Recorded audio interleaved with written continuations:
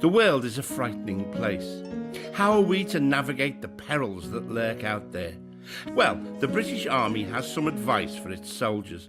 The first thing the soldiers are told to look out for is the absence of normal, i.e. the sudden disappearance of children or women or traffic from the streets. Those things that should be there suddenly not being there. The second phenomenon they are warned to be vigilant about is the presence of abnormal, meaning the abrupt appearance of things that shouldn't be there suddenly being there. Unfamiliar pickup trucks, hard-faced men in black robes showing up on street corners trying to look like itinerant balloon sellers. Or perhaps a woman sitting outside her own home but unable to enter it.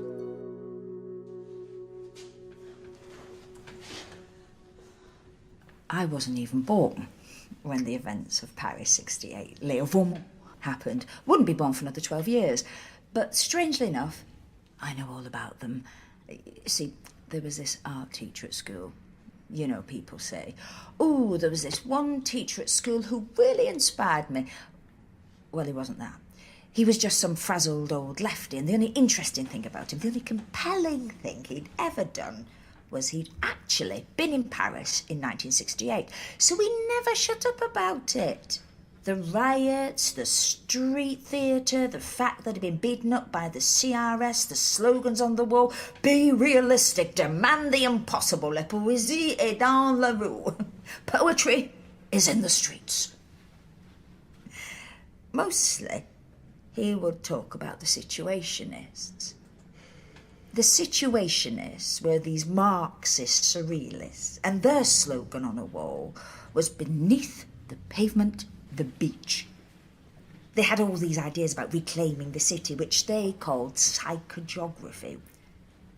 Psychogeography focuses on the city, but not the fancy stuff, not the museums and swanky restaurants and opera houses. Rather, it's the place round the back of the opera house, where they put out the bins, or overgrown traffic islands, or strange little parks. The Situationists said you should become lost in the city, which you achieved through the dérive or drift. Psychogeographers idolised the romantic stroller, the flaneur, who wandered about the streets with no clear purpose other than to wander.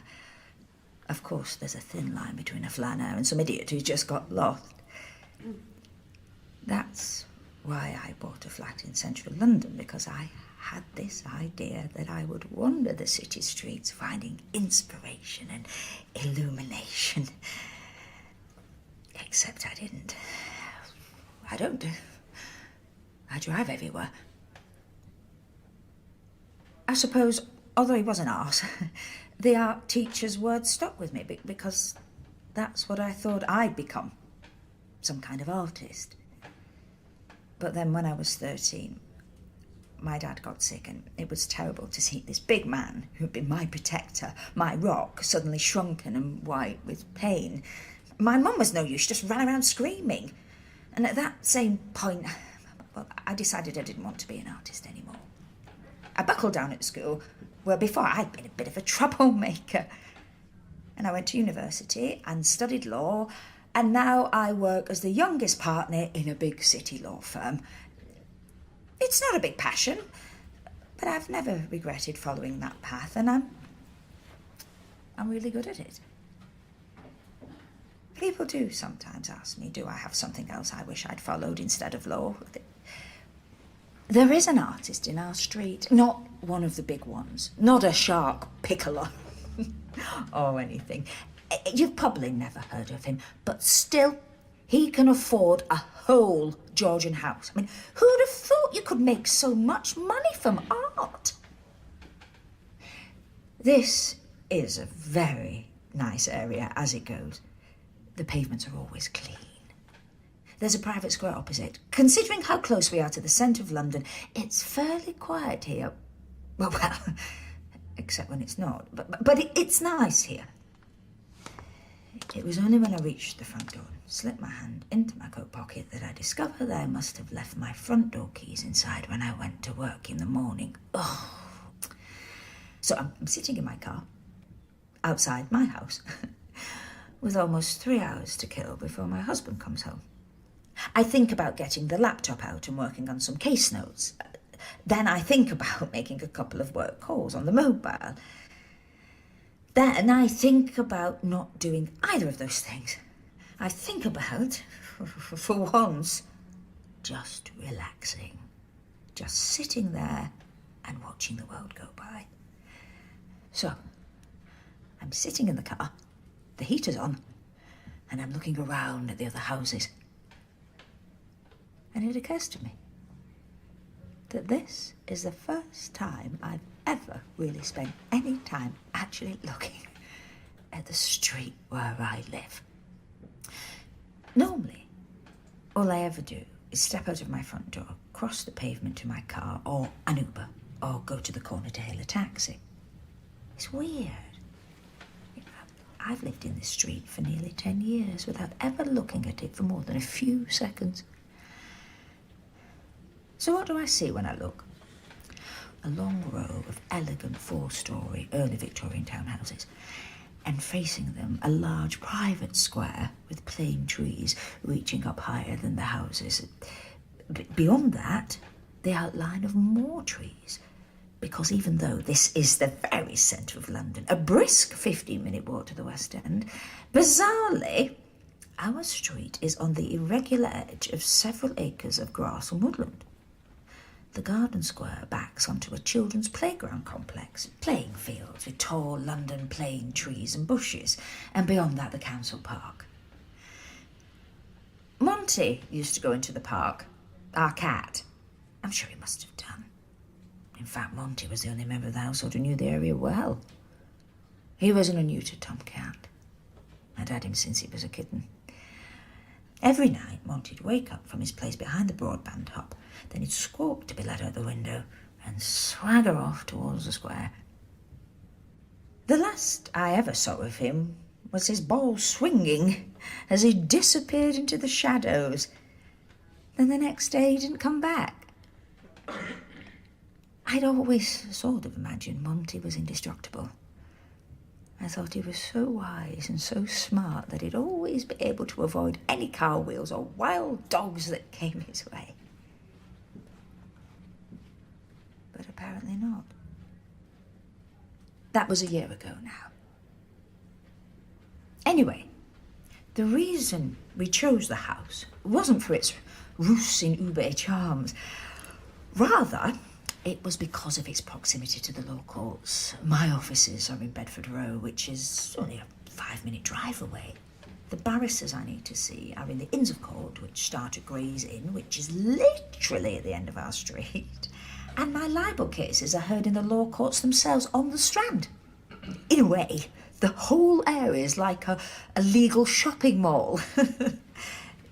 You must think it's nuts to drive such short distances, but my car's a Tesla, so that's all right. Our place is 2 houses, which have been converted into 5 flats. They're all occupied by several brands of lawyer. I've met the other lawyers in my building, although we're not really what people call neighbourly. We say hello if we happen to bump into each other on the stairway. Well, that's about it. As for the neighbours in the other houses, not a clue. I haven't met any of them apart from maybe 1 or 2. I've never been one for mixing with people next door, nipping in and out of each other's houses to borrow jam. Oh, no, I'd rather go without jam. I have friends. Not lots, but some. They're scattered across London in 1s and 2s. It's funny, I'm always reading about these great roiling extended families that apparently everyone has nowadays. In reality, most of my socialising tended to be with people from work, and I didn't even like that much. 1 or 2 a week there'd be some kind of drink stew, in the British fashion, which means no food apart from stale nuts, and the non-alcoholic option is a gin and tonic, and everyone would get hammered. Except I didn't drink. I despised drunks. The lack of control appalled me. I thought, what could there be inside your mind that is so bad you have to scour it with alcohol?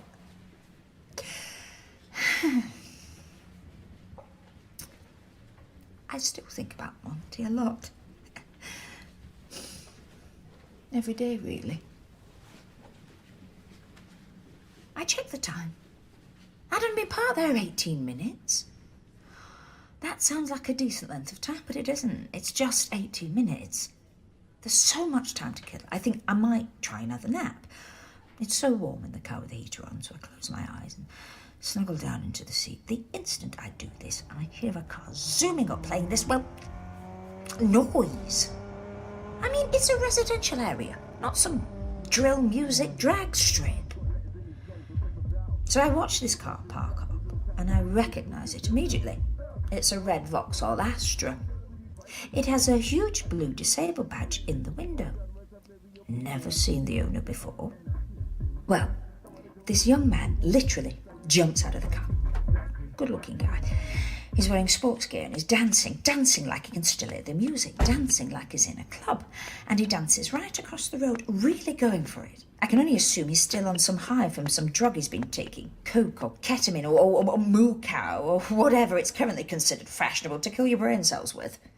Anyway, he's still dancing, and he's heading for this house 3 doors along from us. Suddenly, he does a front flip. Seriously, lands it perfectly. Right in front of the door, slips his key in the lock and dances inside. Disabled my arse. Then it's quiet again. I open the window a little to get some air, and I hear this extraordinary sound I've never noticed before.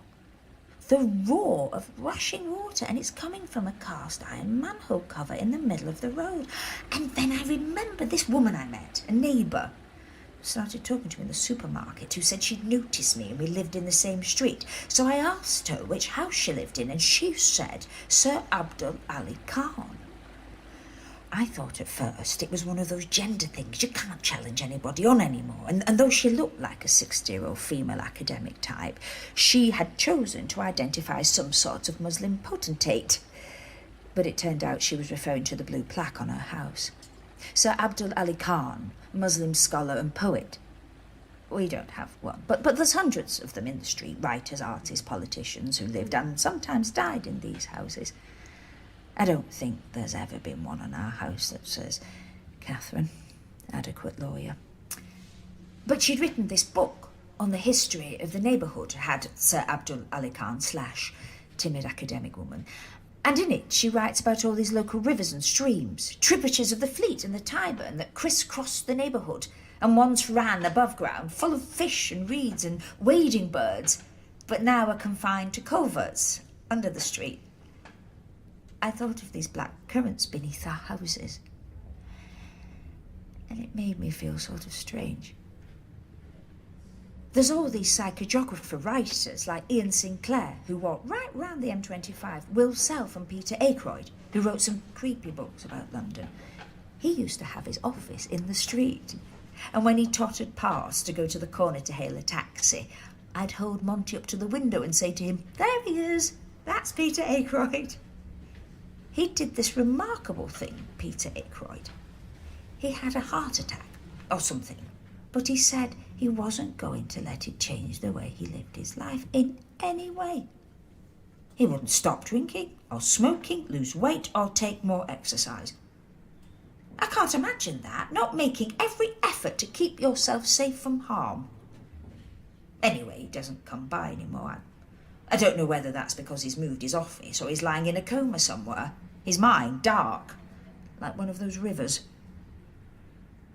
I'd been there for about an hour and a half when I saw these 2 youths walking along the pavement, coming towards the car. They were laughing and joking, mucking about. One of them kept pushing the other. It was friendly but rough, if you know what I mean. They were probably only about 15, but tall, wearing black hoodies and tracksuit bottoms. They made me feel, I don't know, a bit unnerved. It made me wonder, casting my mind back to when I was 15. Did my friends and I cause adults to be unnerved when we were wandering the streets laughing and joking? I doubt it. Anyway, I was watching them and they came to a halt a few feet away from the car. I knew they hadn't spotted me. One of them was talking on his mobile and the other was texting on his phone or playing Pokemonsters or whatever it is they do. There was something about their manner, I don't know what it was, but I could tell they were up to no good. I just knew it was something to do with drugs. Either they were selling drugs or buying drugs or asking someone about drugs or telling someone about drugs or something drug-related. It was so obvious. I thought it might be a good idea to report them to the police. I mean, at the very least, they were loitering. And the law is quite clear about loitering. See, I thought if I could get a photo of them loitering, that could be used as supporting evidence. So, I got my phone and I took a couple of photos of them. But then, when I looked, they were so grainy you could hardly make them out at all. It was a dark night and they were wearing these black hoodies, which, if you think about it, is quite suspicious in itself. So I took another photo, but the bloody flash went off, of course. That made them notice me.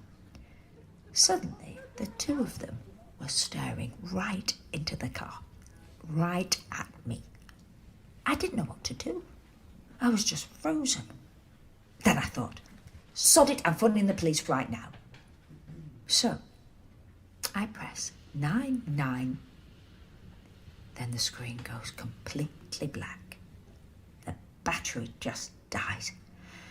I tap the screen once more and lift it to my ear. I'm making it look like I'm phoning the police, tapping the screen 3 times and pushing it to my ear. If they're watching closely, these lads will know that I'm phoning 999. So after a moment, I say, "Police, please." I didn't say it too loud, but I say it just clearly enough for them to hear. All this time, they're both still standing, staring at me. So then I start saying, "I'm parked on Montague Court, London, and I'm witnessing a drug deal." But as I'm saying this, they both nod to each other, turn their backs, and drop their trousers, which are only half covering their underpants anyway. Then they pull their underpants down as well. So I'm sitting there, trying to improvise a one-sided conversation with a non-existent police receptionist while being faced with 2 spotty teenage backsides. This isn't my typical Thursday. I managed to come up with a few more lines about how I would continue to monitor the situation until the police turned up. But the whole time I'm being stirred down by these arses. The moment seems to go on and on. I closed my eyes, and when I opened them, they were still there. And suddenly they both burst out laughing, pull up their tracksuit bottoms and wander off.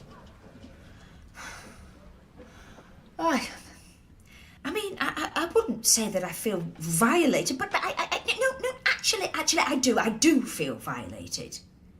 I didn't think my street was like this. I guess I don't know this area as well as I thought I did. The next 30 minutes or so pass calmly enough, but somehow my mind won't settle. My perception of where I live has started to shift. Before this evening, I'd been the centre of my own universe, but now I'm developing an uncomfortable awareness of the other lives that are going on around me, sleeping when I sleep, breathing in and out in a rhythm along with my own. The cosy, warm feeling I had earlier has disappeared. Now I desperately want Stephen to come back and let me into the sanctuary of my own home. I somehow don't feel safe. I begin to wonder if all the work I've been doing is preying on my mind. Or maybe it's some kind of karma. After all, a big part of my job is to ruin other people's days. I suppose I'm quite dedicated to my work.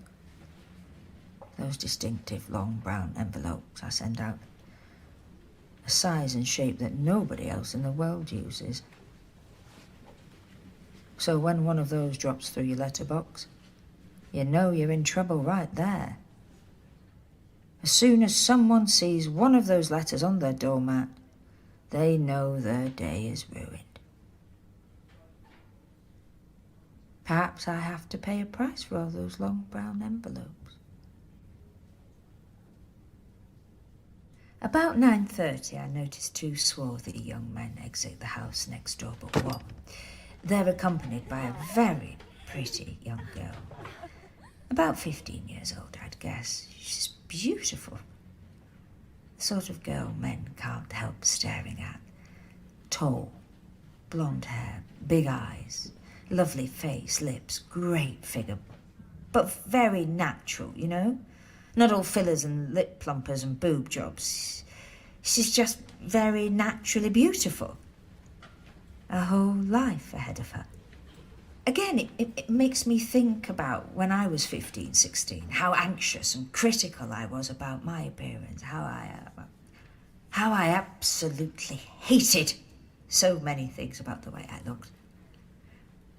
But now, when I see photographs of me then, all I see is this beautiful and vital young girl with a whole life ahead of her. Something tells me I'm destined to be in my 70s, looking at photographs of me in my 40s, thinking how vital and beautiful and young I look.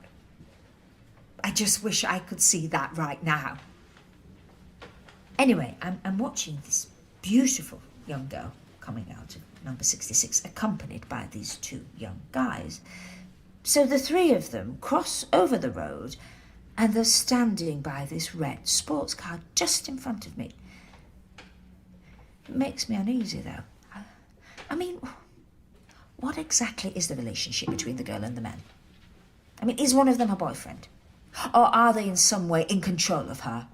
Has she been trafficked? Is that possible? Again, I think about when I was 15, how terribly vulnerable I would have felt in that situation.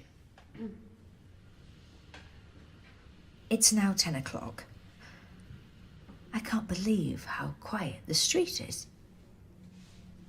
Despite this, or maybe because of this, I'm feeling, well, I'm feeling unsettled. It's so weird. I'm sitting in my own car, on my own street, outside my own house, and I feel uncomfortable, vulnerable, I suppose. It's also different to how I imagined it to be. It's like I've spent all these years living somewhere I know absolutely nothing about. All I know for sure is what the inside of my apartment is like. Everything else feels... I don't know. Alien. I never realised it before. But every morning when I step out of my front door, I enter a completely unknown space. I don't know any of the people. I don't know what they do or how they operate. Suddenly, looking up at the empty street, I see movement from the private square. A black shape opening the gate that requires a special hard-to-copy key. The shape is a man. A tall, red-headed man wearing thick glasses. He seems to have some sort of belt with strange objects dangling from it. I instinctively know something is very wrong. The man passes close by the car before disappearing into a house 3 doors down. My mind is reeling. Those things jiggling on his belt. I think they were heads of cats.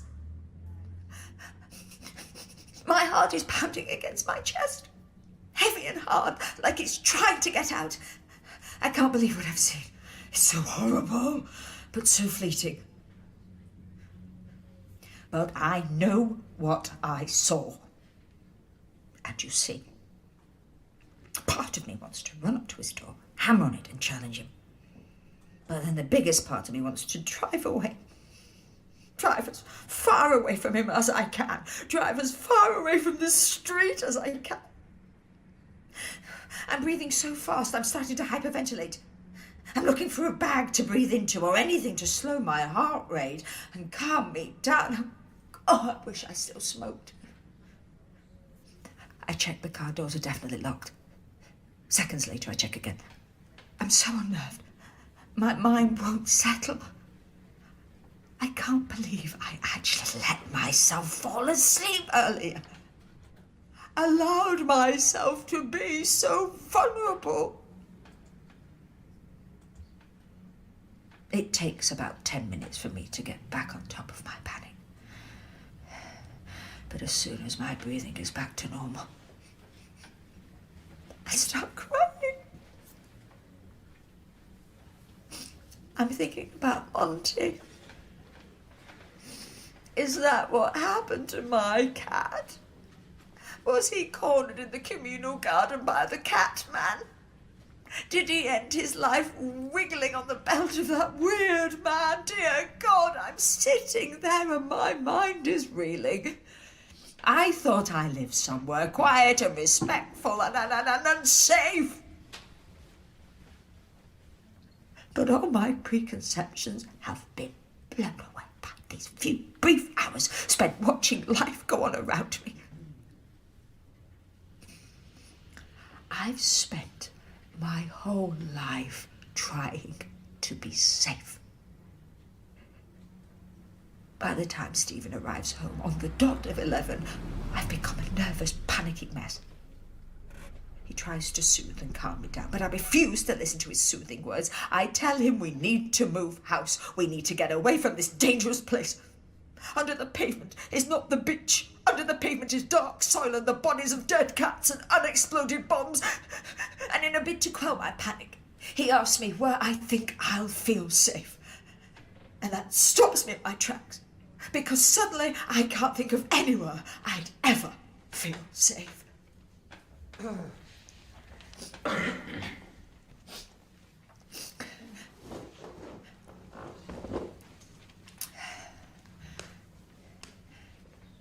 So anyway, my name's Catherine, and I'm an alcoholic. Hi, Catherine.